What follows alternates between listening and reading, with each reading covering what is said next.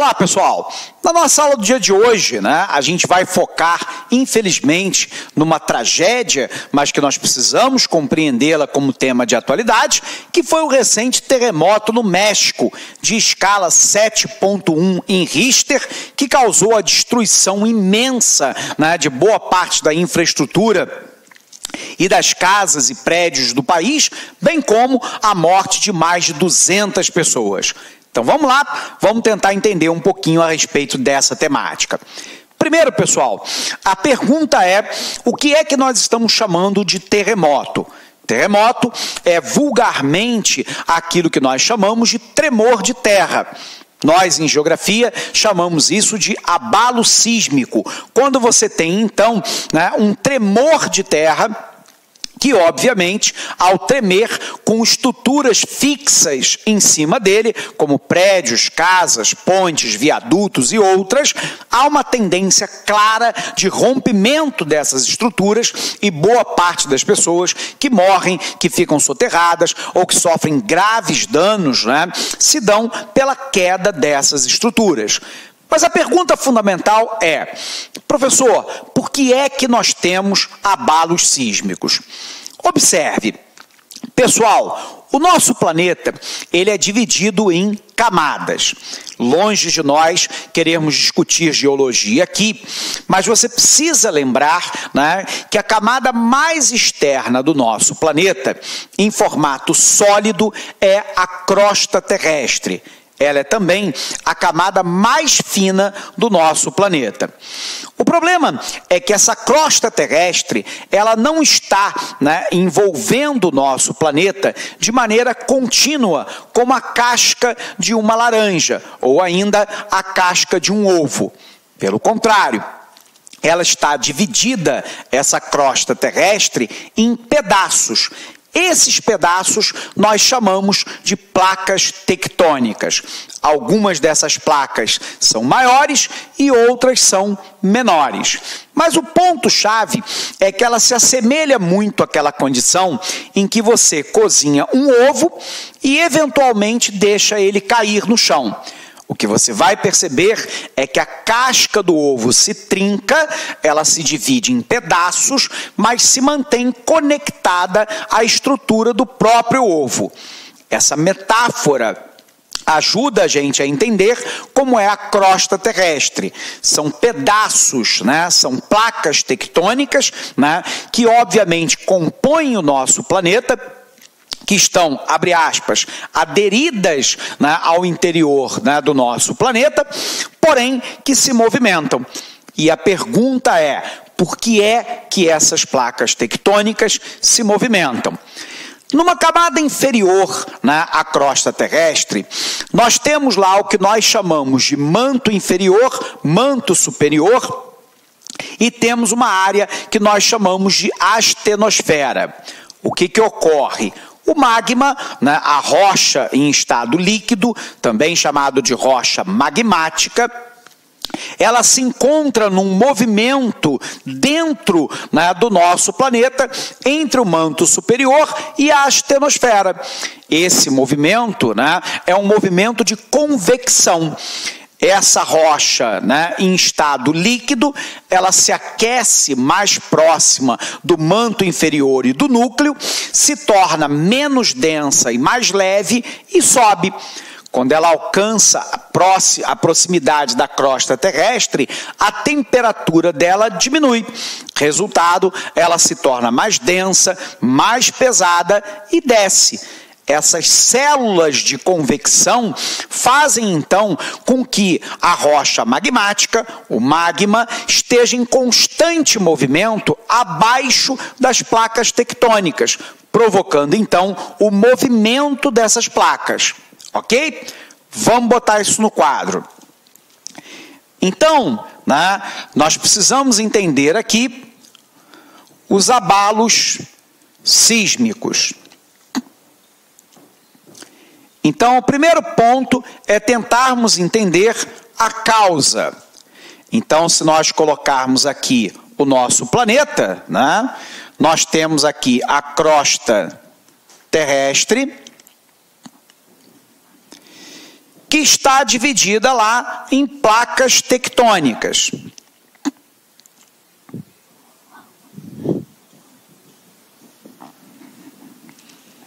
Essas placas tectônicas estão acima de uma corrente de magma. Então, o que você tem aqui, né?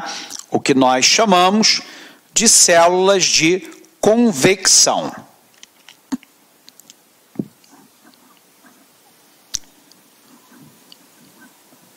Então, aqui, a célula de convecção, onde o magma, a rocha magmática, também chamada de rocha ígnea, está lá no seu formato líquido em movimento. Então, o que ocorre, né? Você tem a rocha aqui mais próxima do núcleo, aqui o núcleo, lembrando que o núcleo do nosso planeta está em mais ou menos 6.000 graus Celsius. Essa rocha se aquece, se torna menos densa, mais leve, ela acende. Quando ela chega próximo da crosta terrestre, a temperatura é menor, né? Ela se torna mais densa, mais pesada e afunda. Essas células de convecção me mostram então que eu tenho magma, tudo bem, se movimentando, abaixo da placa tectônica e, portanto, provocando movimentos nessa placa tectônica. A placa tectônica, então, poderá se movimentar, né, basicamente de 3 formas: a transformativa, a divergente e a convergente.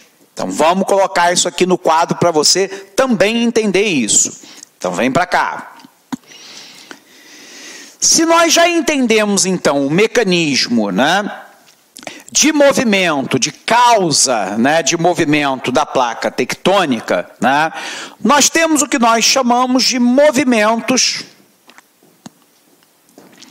das placas tectônicas.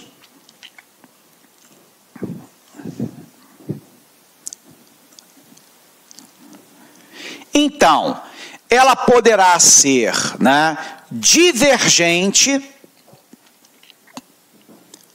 convergente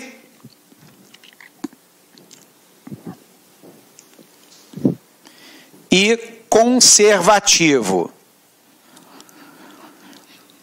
O que é um movimento divergente? É quando 2 placas tectônicas vão em direções opostas. Então, imagine aqui, né? Eu tenho a placa número 1, aqui eu tenho a placa número 2, uma placa está indo numa direção e a outra placa está indo na outra direção. Quando há um movimento divergente de placas, tudo bem, observe que há uma grande liberação de energia. Algumas vezes o magma que está entre uma placa e outra, né, ele acaba subindo, né, para a crosta terrestre e pode efluir dessa área. Um exemplo interessante de movimento, né, divergente ocorre entre a placa americana, né, mais especificamente a placa sul-americana e a placa africana. As duas estão indo em direções opostas, o que permitiu o surgimento, né, do magma no fundo do Oceano Atlântico, no Atlântico Sul, entre, né, a América do Sul e a África, que nós chamamos de dorsal mesoatlântica ou meso-oceânica. É uma grande cadeia montanhosa no fundo do mar, entre a América do Sul e a África, provocada pelo magma que eflui, encontra o oceano e se solidifica, formando uma cadeia montanhosa no fundo do oceano. Então, é uma dorsal, como se fosse uma espécie de espinha dorsal, meso, no meio do Atlântico. Dorsal meso-oceânica ou meso-atlântica. Movimento divergente. O movimento poderá ser convergente se uma placa tectônica for na mesma direção que a outra. Então, eu tenho uma placa indo nesta direção e a outra indo na outra direção. Pode, inclusive, nesse caso, Quando eu tenho, né, rochas plásticas, né, você ter surgimento de cadeias montanhosas, como, por exemplo, a cadeia do Himalaia, criada assim por um movimento convergente. Eventualmente, nós temos um movimento convergente chamado de subducção, que é quando uma placa, né, oceânica mergulha abaixo de uma placa continental. O resultado é, por exemplo, a Cordilheira dos Andes, aqui na América do Sul, que se estende até as Montanhas Rochosas na América do Norte. Então, é um movimento convergente, na mesma direção. E eu tenho um movimento conservativo, quando as placas tectônicas vão em direções opostas, porém, né, observe que neste caso, uma, abre aspas para o que eu vou falar, né, vai esbarrando na outra. Então, imaginemos aqui, eu tenho a placa 1, né, indo nesta direção e a placa 2 na outra direção, né? Observe, então, que elas vão se arrastando, né, entre si, e em todos esses movimentos nós temos uma grande liberação de energia.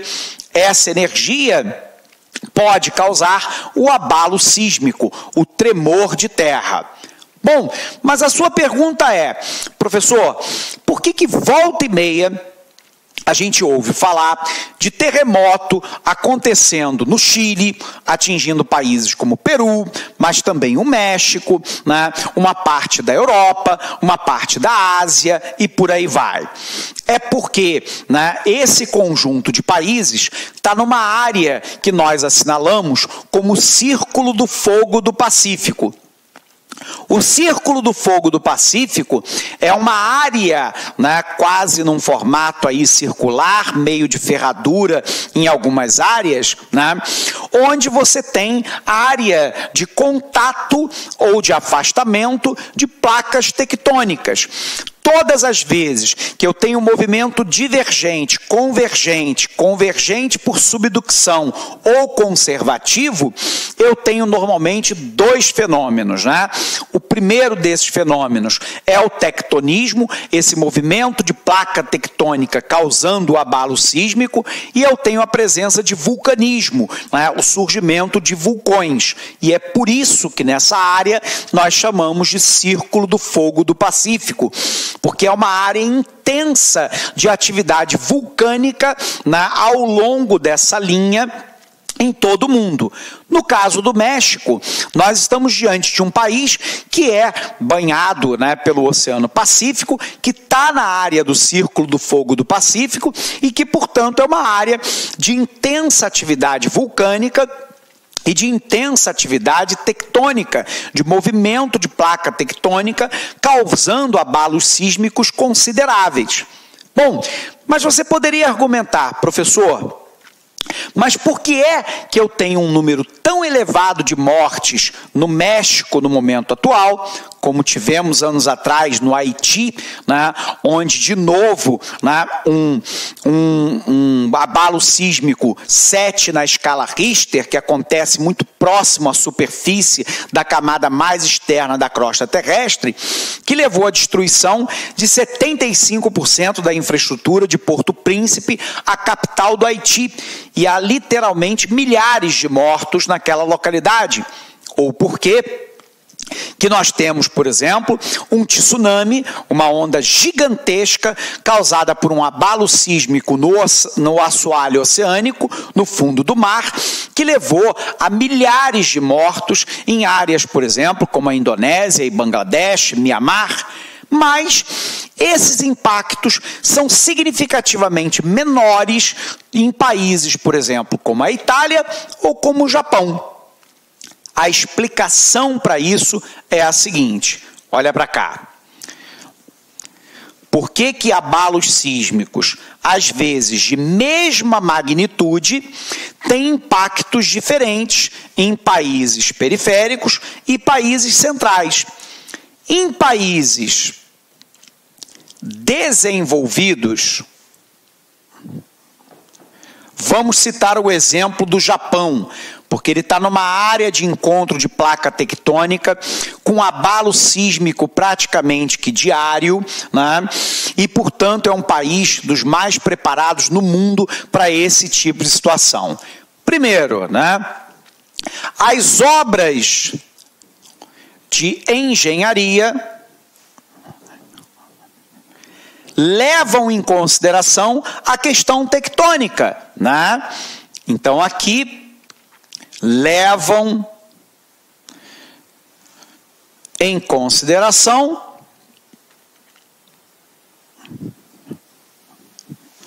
os abalos sísmicos. Portanto, boa parte da estrutura, por exemplo, do Japão, sobretudo os grandes prédios, são dotados de amortecedores. É exatamente isso que eu falei, amortecedor, né? Em cada pilar, de maneira que o prédio balance, mas ele tenda a não cair. E isso permite, né, a evacuação de pessoas, menos desmoronamentos, menos soterramentos e menos pessoas mortas. A outra questão é o treinamento. O treinamento se dá, né, com as equipes de emergência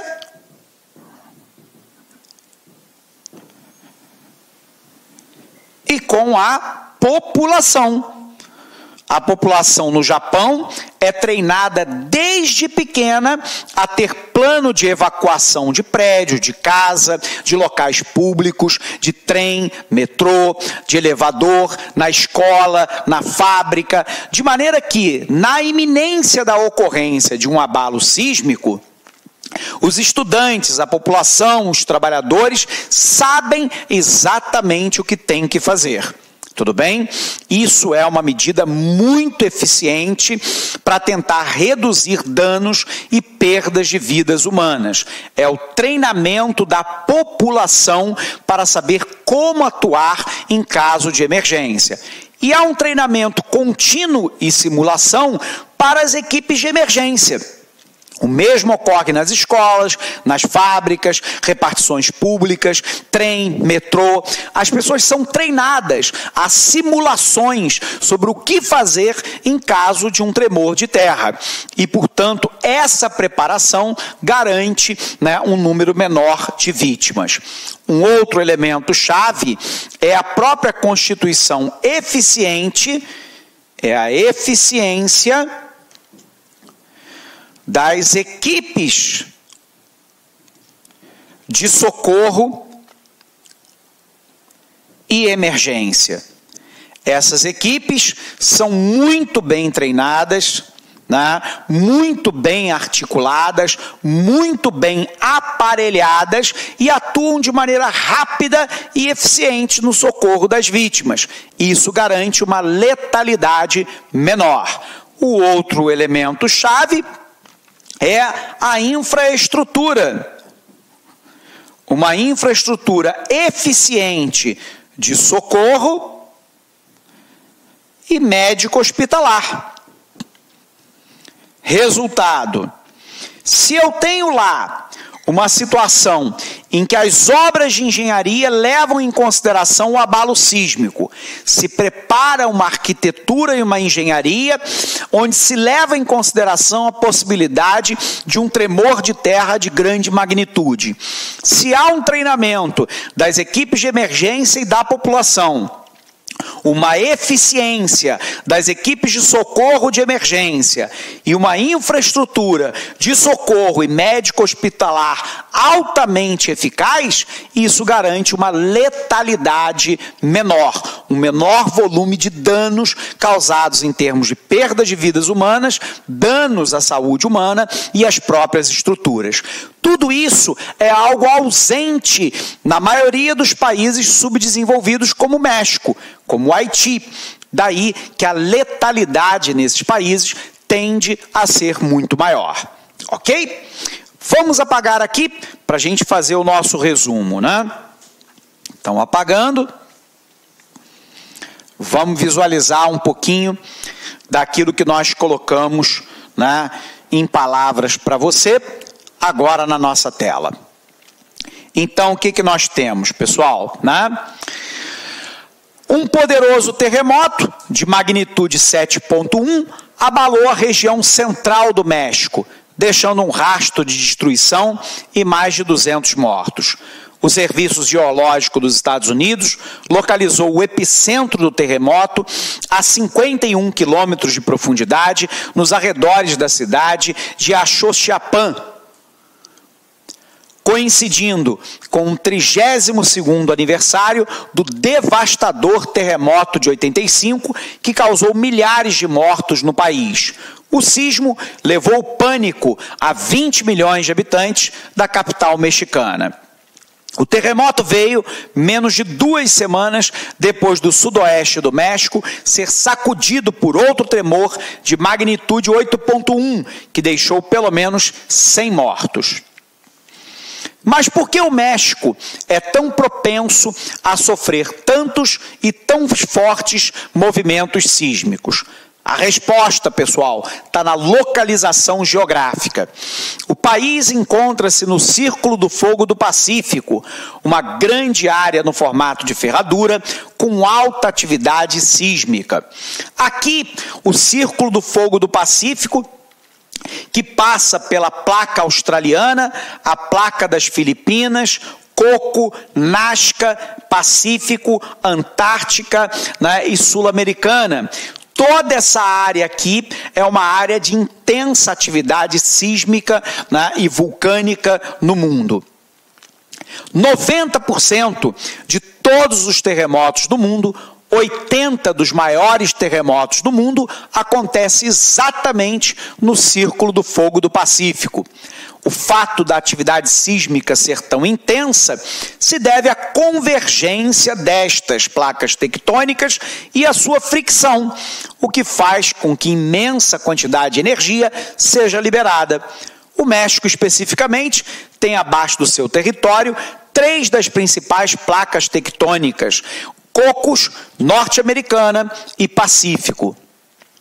Também no Anel de Fogo, como também é chamado, estão mais de 75% dos vulcões ativos do mundo, com 452 crateras. O México também tem um histórico de atividade vulcânica. Os vulcões Popocatépetl e Iztaccíhuatl, por exemplo, a sul da cidade do México, ocasionalmente expelem gases que podem ser claramente vistos da capital. Em 94 e 2000, né, o Popocatépetl ficou ativo e forçou a evacuação de vilas e cidades nos seus arredores. Então aqui, né, a área do Círculo do Fogo do Pacífico e a área de convergência e fricção de placa tectônica, provocando, portanto, abalo sísmico de grande magnitude. Ok? Bom, pessoal, né? A gente vai encerrar essa nossa aula por aqui. Quero desejar a todos vocês um fortíssimo abraço, né? E até uma próxima aula. Até lá!